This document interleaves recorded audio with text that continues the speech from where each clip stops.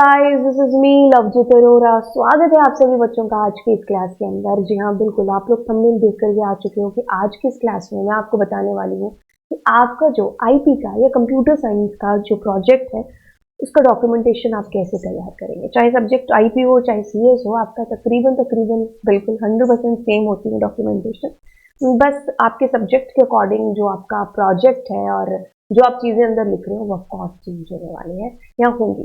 Okay, तो हम यहाँ पर बिल्कुल प्रोजेक्ट डॉक्यूमेंटेशन के बारे में है जो बात करेंगे। एंड आप में से बहुत सारे बच्चों का ये भी सवाल होगा जो कि आजकल मेरे कमेंट सेक्शन के अंदर ज़्यादा आ रहे हैं कि मैम इतने दिन से आप क्लास क्यों नहीं ले रहे हैं। ओके, सो अभी जब मैं आपको सामने बोल रही हूँ तो आपको ऐसे लग रहा होगा कि यार मैम की आवाज़ में काफ़ी सारा चेंज है, थोड़ा सा भी नहीं। यस, उसका रीज़न यही है कि बिल्कुल तबीयत खराब थी, तो इस वजह से ये जो गैप है जो थोड़ा सा ज़्यादा आ गया। हाँ, क्योंकि तबीयत भी थोड़ी ज़्यादा खराब थी, तो इस वजह से ये जो क्लासेस हैं बीच की नहीं हुई, लेकिन हम उसकी भरपाई है जो बिल्कुल यहाँ पर कर लेंगे, क्योंकि सीबीएसई ने अब ऑफिशियली अनाउंस कर दिया है कि हमारे एग्जाम्स जो कि है स्टार्ट होंगे 15 फरवरी से, और जो प्रैक्टिकल्स हैं जिनके बारे में हमारी आज की ये क्लास है वो स्टार्ट होने वाले हैं 1 जनवरी से 14 फरवरी के बीच में। अब देखते हैं कि भाई आपके स्कूल वाले आपका जो प्रैक्टिकल है वो कब कंडक्ट है जो कराते हैं। तो आप तकरीबन मान करके चलो कि जनवरी के महीने में 90% जो बच्चे हैं उनके प्रैक्टिकल्स निपट जाएंगे। तो ये चल रहा है हमारा दिसंबर। अब अगर हमने नहीं सोचा तो फिर कब, तो कहते हैं ना अब नहीं तो कब कब सोचोगे। अभी आपके पास में टाइम भी है क्योंकि हमारी विंटर वेकेशन है जो स्टार्ट होने वाली है 2-4 दिनों के अंदर। तो आपके पास में टाइम है कि आप अपने प्रोजेक्ट को थोड़ा सा और ज़्यादा अच्छे तरीके से देख करके उसमें 4 चांद है जो और आप लगा दो। तो चलिए यहाँ से मैं स्टार्ट करती हूँ। देखिए, हर स्कूल का ना एक अलग आप कह लो कि डॉक्यूमेंटेशन पोर्शन है जो होता है।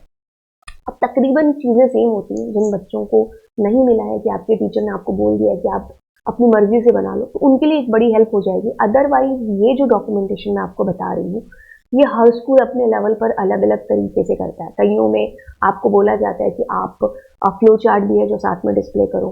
कईयों में होता है कि फ्लो चार्ट अगर आप नहीं भी डिस्प्ले कर रहे हो तो आप SDLC साइकिल है जिसको आप दिखाओ। तो अलग अलग आप कह लो कि आपके टीचर्स आपको जो है गाइड कर रहे होंगे, बट चीज़ें अमूमन सी हैं जो सेम होंगी। तो जो एक बेसिक है कि अगर आपके प्रोजेक्ट की बात करें तो उसके अंदर क्या क्या चीज़ें होने वाली है, तो मैं एक पूरा आपको डॉक्यूमेंटेशन है जो दिखा देती हूँ। एंड ये आईपी और सीएस दोनों के लिए जो सेम होगा। ठीक है, तो सबसे पहले जो हमारा फ्रंट पेज होगा, ऑफकोर्स हमारे स्कूल का नाम है जो आएगा। एंड ऑफकोर्स जैसे हमारे स्कूल का नाम आएगा तो हम अपने स्कूल का लोगो लगा रहे होंगे। सेशन, उसके साथ हम नीचे अपने सब्जेक्ट को, और बड़े बड़े जो फोंट है उनके अंदर हम अपने प्रोजेक्ट का एक टाइटल है जिसको हम दे रहे होंगे। जैसे मान लीजिए आपका प्रोजेक्ट है लाइब्रेरी मैनेजमेंट, हॉस्पिटल मैनेजमेंट, तो आप यहाँ पर उस प्रोजेक्ट का नाम है जिसको आप लिखेंगे। ठीक है, देन आप अपना यहाँ पर नाम है और अपने टीचर जिसको आप सबमिट कर रहे हैं। एंड जैसे अगर कंप्यूटर साइंस वाले हैं तो यहाँ CS ऑफकोर्स लिख रहे होंगे। एंड देन हम लोग सेकंड पेज पर आते हैं और यहाँ पर हमारा सर्टिफिकेशन वाला पेज है। ठीक है, तो सर्टिफिकेशन वाले पेज को हमने फिल कर देना है। कुछ इसी तरीके से होगा, थोड़ी बहुत वर्डिंग चेंज हो जाएगी अगर आप ये डॉक्यूमेंटेशन आपके टीचर्स आपको देंगे, बाकी सारी चीज़ें सेम होंगी। देन हमारा एक एक्नॉलेजमेंट पेज है जो यहाँ पर आएगा। ठीक है, इसकी भी वर्डिंग थोड़ी बहुत चेंज हो सकती है, बट हमारा एक्नॉलेजमेंट पेज यहाँ पर ज़रूर है जो आता है। देन हम लोग TOC की बात करेंगे कि भाई इस प्रोजेक्ट के अंदर आपको कौन से पेज पर क्या क्या चीज़ें जो दिखने वाली हैं, आप इसको इंडेक्स भी है जो कह सकते हैं। यूजुअली बच्चे यहाँ पर जो है, जैसे मैंने प्रीफेस लिखा है और फिर यहाँ पेज नंबर भी है जो लिखते हैं। अब ऐसा होता है कि आपका प्रोजेक्ट है जो बीच में से मतलब आप बाइंड कराते हो तो पेज नंबर ऊपर नीचे हो जाते हैं, तो ज़्यादातर बच्चे पेज नंबर नहीं लिखते हैं। अगर आप लिखोगे तो भी इट्स ओके, अगर आप नहीं भी लिखते हो देन इट्स ऑल्सो फाइन। तो जैसे आपने प्रीफेस लिखा, जो जो आगे चीज़ें अभी आने वाली हैं, जैसे ऑब्जेक्टिव हो गया आपके प्रोजेक्ट का, SDLC लाइफ साइकिल हो गया, उसके फेजेस हो गए, है ना। तो इससे क्या हो जाता है, एक चीज क्लियर हो जाती है कि भाई इस प्रोजेक्ट के अंदर कौन कौन सी चीजें किसके सिक्वेंस के अंदर है। जैसे अगर मैं कोई भी किताब लेती हूँ उसके अंदर मुझे उसका इंडेक्स है, अगर मैं इंडेक्स से देख करके अच्छा ये चैप्टर इस पेज पर आ रहा है तो एक बड़ी ही चीज क्लियर हो जाती है। तो ये आपके प्रोजेक्ट के अंदर बिल्कुल होना है जो जरूरी है। अच्छा, अब चलते हैं यहाँ पर। ऑफकोर्स आप प्रीफेस डालोगे अपने प्रोजेक्ट का, इंट्रोडक्शन एक तरीके से कह लीजिए। अब आपको अपने प्रोजेक्ट का एक ऑब्जेक्टिव बताना है।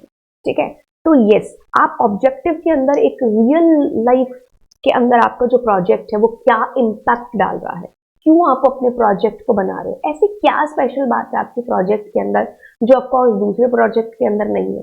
तो आप उस स्पेशलिटी को यहाँ पर है जो लिखेंगे। आपने अपने प्रोजेक्ट के अंदर जब आपने कोडिंग की है तो आपने ऐसी क्या चीज उसके अंदर डाली है जो कि रियल लाइफ के साथ में अटैच हुई है। तो आप इस तरीके से अपने प्रोजेक्ट के ऑब्जेक्टिव को यहाँ पर है जो लिखेंगे। ओके, सो जब आपके ऑब्जेक्टिव यहाँ पर क्लियर हो जाए, इसको ज्यादा लंबा खींचने की जरूरत नहीं है, आप इसको आप कह लो कि 10 एक लाइन के अंदर आप खत्म कर सकते हो। देन आपका यहाँ पर SDLC लाइफ साइकिल, हाँ मैंने यहाँ पर जो है एक फोटो भी है जो लगा दी है, एंड देन मैंने एक एक जो है SDLC लाइफ साइकिल उसके फेजेस उसको मैंने यहाँ पर एक्सप्लेन किया हुआ है। आप इसको अपने तरीके से नेट पर सर्च करके जैसे भी आपको दे रखा है आप कर सकते हो। ठीक है, जैसे अगर मैं पेज इंक्रीज की बात करूँ तो मैं इसको थोड़ा सा नीचे ले जाती हूँ, तो यहाँ से अगला पेज स्टार्ट हो रहा है वाई वाला।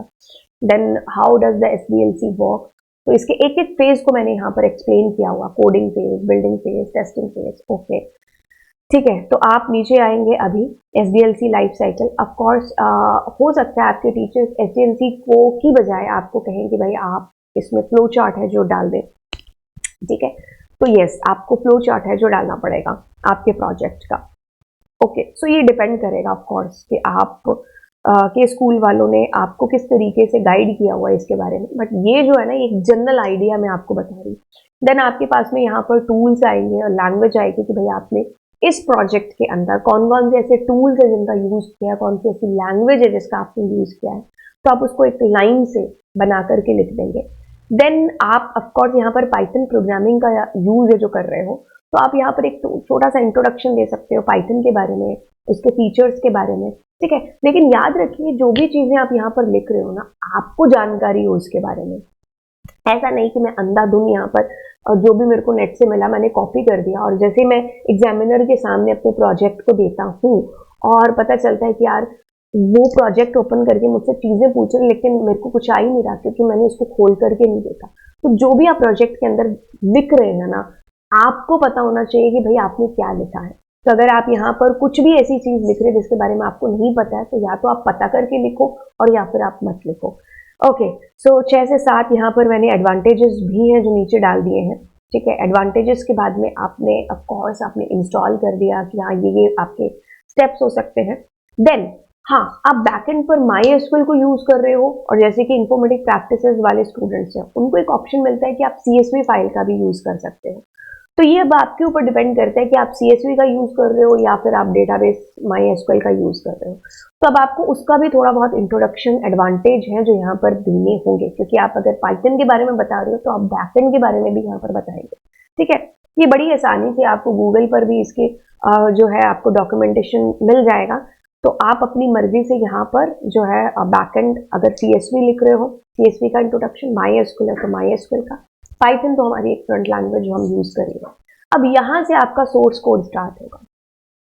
ठीक है, तो यहाँ से कह लो कि अभी तक तो ट्रेलर ही चल रहा था, लेकिन यहाँ से एक्चुअल में, क्योंकि अगर एग्जामिनर ओपन करके देखेगा ना तो 99% जो संभावना कह सकते हो ना वो बिल्कुल यही है कि आपका सोर्स कोड वाला पोर्शन है जो ओपन होगा, क्योंकि ऊपर नीचे की चीजें उसको पता है कि इसके टीचर ने 50 बार जो है चेक करके आपको डॉक्यूमेंटेशन दिया होगा, या फिर सदियों से एक स्कूल का चलता हुआ आ रहा है ना कि हाँ यही पिछले साल वाले बच्चों ने डॉक्यूमेंटेशन यूज किया था, यही उससे पिछले वालों ने, और यही आपको मिली है। तो वो ज्यादा ध्यान उस पर ना देते हुए आपके सोर्स कोड पर ज्यादा ध्यान है जो देगा। तो मेक श्योर करना कि जो भी आपका सोर्स कोड है, जो भी आप अपने प्रोजेक्ट को बना रहे हो, उसके अंदर जो भी आपने लाइनें लिखी है, मान लो आपने कोई नया मॉड्यूल यहाँ पर यूज कर लिया, तो अगर आपने कोई भी मॉड्यूल यूज किया है तो आपको अगर उसके बारे में कुछ भी पूछा जाता है तो आप उसके बारे में आंसरेबल हो। आप ये मत सोचना कि मैं कुछ भी उस टाइम पर बना करके बता दूंगा, नहीं भाई, वो जो सामने आया अगर उसको भी नहीं पता ना उस मॉड्यूल के बारे में, लेकिन उसको इतना जरूर पता है कि आपको खरीदना कैसे, क्योंकि वो पहली बार आपका वाइवा लेने के लिए नहीं आएगा, पिछले पता नहीं कितने सालों के एक्सपीरियंस उसने कर चुका होगा, और कितने सारे आपके जैसे बच्चे हैं जो डील कर चुका होगा। तो आप इतना हल्के में मत लेना कि आप कुछ भी बोलोगे तो उसको समझ में आ जाएगा।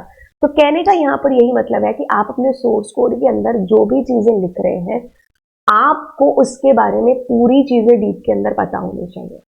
ठीक है, तो बजाय इसके कि आप कुछ भी और लिखे, लेकिन लिखे इतना कि भाई आपको वो चीज आए। तो आप उसको छोटे छोटे एक बार प्रैक्टिकल्स करके जरूर देख लेना। मेरी माने तो सोर्स कोड को आप रोज देखना स्टार्ट कर दो, क्योंकि प्रोग्रामिंग है, आप उसको छोटे छोटे जितने भी आपको लग रहा है कि अच्छा ये पोर्शन थोड़ा सा मेरे को नहीं आ रहा है समझ में, है ना, क्योंकि अगर किसी का कॉपी किया है, अगर प्रोजेक्ट अगर मान लो आपने खुद का बनाया तो आपको चीजें पता होंगी। अगर आप कॉपी भी कर रहे हो ना, तो जो भी पोर्शन आपको लग रहा है कि नहीं समझ में आ रहा है, तो आप उसके छोटे छोटे प्रोग्राम्स बना करके खुद को समझा सकते हो, ताकि जब अगले वाला पूछे तो आप उसके बेसिक नॉलेज को बता करके कि भाई इसको मैंने यहाँ पर इस वजह से यूज किया है। ठीक है, ओके, तो सोर्स कोड आपका यहाँ पर हो जाएगा। ओके, मिनिमम बच्चे पूछते हैं कि कितनी लाइंस होनी चाहिए। देखो, मिनिमम 400 to 500 के बीच में तो आपकी लाइंस होनी चाहिए। बाकी ऊपर आप इसको कितना खींच सकते हो कि आप एक मतलब ऐसा नहीं है कि आपको मैंने कह दिया कि 400 या 500 तो एक वो फिक्स हो जाएगा, क्योंकि प्रोजेक्ट आप कभी फिक्स नहीं कर सकते हो। ठीक है, प्रोजेक्ट इट मीन्स कि आप एक पूरा सॉफ्टवेयर ही क्रिएट कर रहे हो कि उसका रियल लाइफ के ऊपर क्या इम्पैक्ट हो सकता है। जैसे होटल मैनेजमेंट हो गया, तो आप होटल में गए, अब वहां पर कौन कौन सी प्रॉब्लम्स आपको फेस हो रही हैं, आप चेक इन कब कर रहे हो, चेकआउट, जो रियल लाइफ चीजें हैं, है ना, उसी से रिलेटेड चीजें सोच सोच कर आपके पास हजारों ऐसी प्रॉब्लम्स या हजारों ऐसी चीजें क्रिएट हो जाएंगी जिसको आप प्रोग्रामिंग के अंदर उतार सकते हो।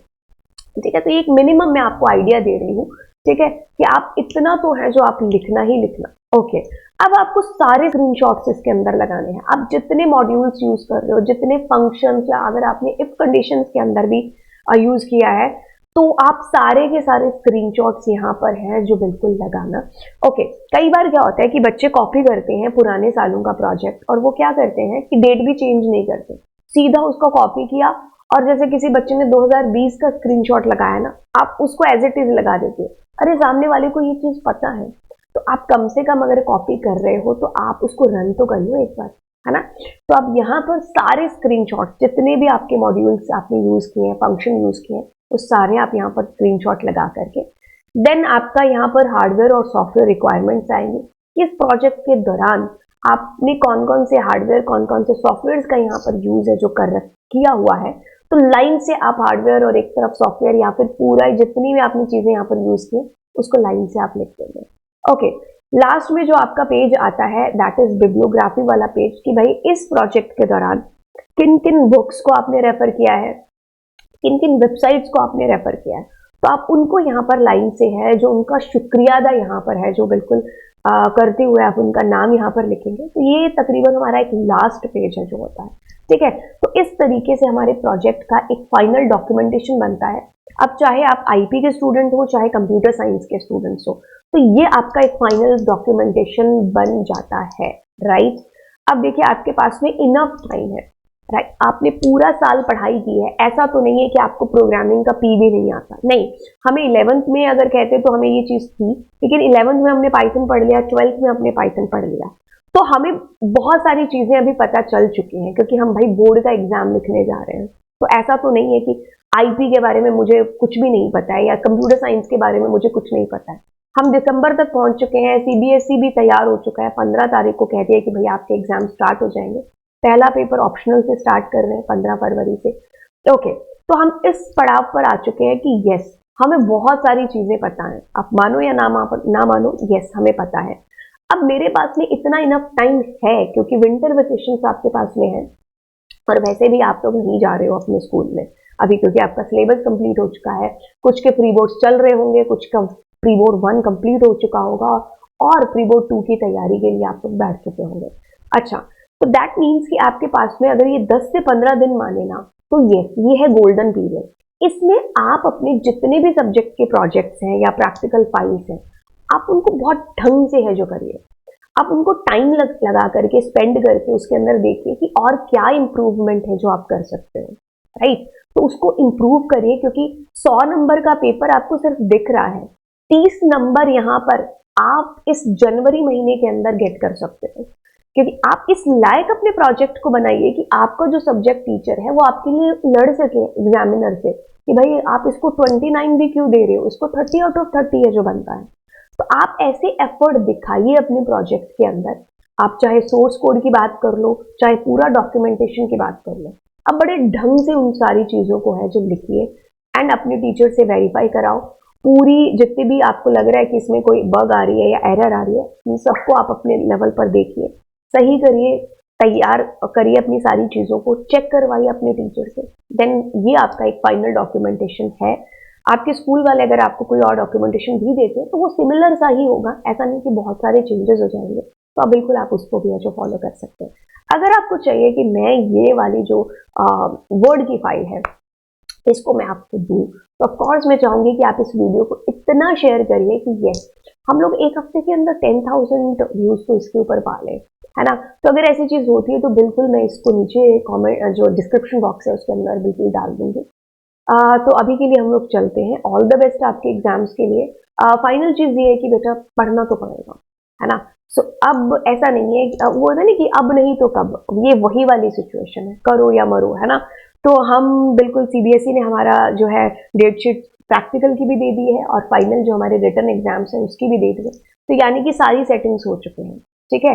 तो अब आप इस मौके पर या इस लड़ाई मतलब शुरू ही होने वाली है, तो आप उस मुकाम पर आकर के खड़े हो चुके हैं कि भाई पढ़ना पड़ेगा, ठीक है। तो टाइम टेबल सेट करिए, खूब यूटिलाइज करिए अपने विंटर वेकेशंस को। एंड यस, ये मौका जिंदगी में दोबारा कभी मिलेगा ही नहीं, ये जो 12th का मोमेंट है, क्योंकि इसके बाद में चीजें बिल्कुल बदल जाने वाली हैं।